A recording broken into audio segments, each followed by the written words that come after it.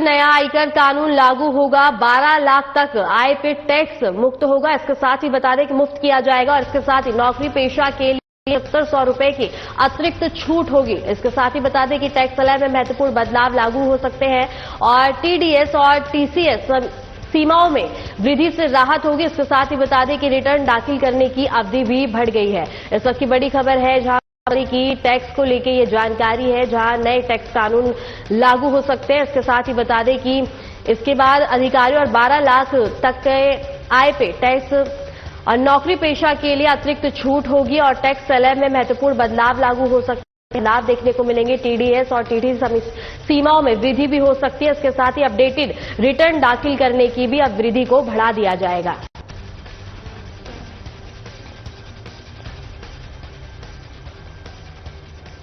इसी के साथ हमारे संवाददाता अजीत कुमार जुड़ा। अजीत, क्या कुछ जानकारी, क्या कुछ अपडेट है?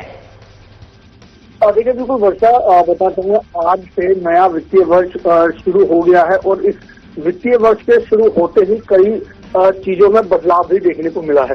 खासतौर पर अगर मैं बात करूं तो इनकम टैक्स स्लैब में काफी बदलाव हुए हैं और सबसे टैक्स स्लैब की अगर मैं बात करूं तो टैक्स स्लैब में सबसे बड़ा बदलाव जो कहा जा सकता है कि अब क्योंकि जो नई टैक्स रिजीम सिस्टम आई है, उस टैक्स रिजीम सिस्टम के तहत 12 लाख तक की कमाई पर कोई टैक्स नहीं देना होगा। हालांकि बताया ये जा रहा है कि ये जो है उन्हीं को फायदा मिलेगा जो नई टैक्स रिजीम सिस्टम के तहत अपना इनकम जो आयकर है वो भरते हैं और उन्हीं को ये फायदा मिलने वाला है। लेकिन अगर मैं टैक्स के अलावा अगर मैं बात करूं तो टीडीएस की लिमिट जो है वो भी बढ़ा दी गई है। अब 6 लाख रुपए तक की जो रेंटल इनकम पर जो है वो टैक्स जो है वो नहीं लगेगा। इसके अलावा टीसीएस की जो लिमिट है वो भी बढ़ा दी गई है और ऐसे और कई जो नियम है टैक्स स्लैब से रिलेटेड उनमें भी काफी बदलाव किया गया है। जिसमें सबसे बड़ी अगर मैं बात करूं तो एक बदलाव ये भी देखने को मिलेगा आज के बाद से, जिसमें अपडेटेड रिटर्न भरने की जो समय है वो 48 महीने तक के लिए कर दी गई है। यानी कि पहले 24 महीने तक का समय हुआ करता था और अब वो दोगुनी यानी 48 महीने तक का कर दिया है। इस तरीके से लगभग कहा जा सकता है कि टैक्स स्लैब से जुड़े लगभग 6 नए चीजें जो है वो बदलने वाले हैं आज से और 1 अप्रैल से नया वित्तीय वर्ष शुरू हो रहा है। तो इस वित्तीय वर्ष से नई चीजें जो है, नए बदलाव जो है वो आज से बदलने वाले हैं। जी वर्षा, बात की जाए बदलाव की तो बदलाव तो होंगे, लेकिन अगर आम जनता की बात की जाए तो उनको कितना लाभ हो सकता है? क्या कोई नुकसान या उनकी खर्च पे भी कुछ असर, उनकी जेब पे कोई असर देखने को मिल सकता है?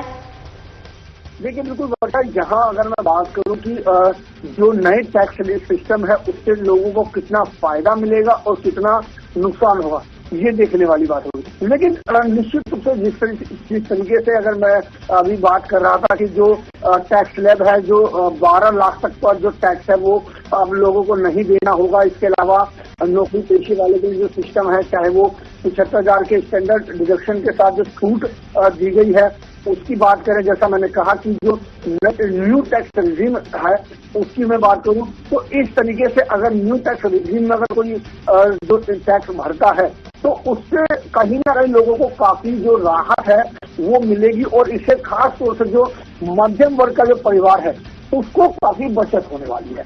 जी अजीत, अगर बात की जाए तो सीमाओं में वृद्धि को भी बढ़ा दिया गया है, तो वो कितने समय से कितने समय तक की हो जाएंगी?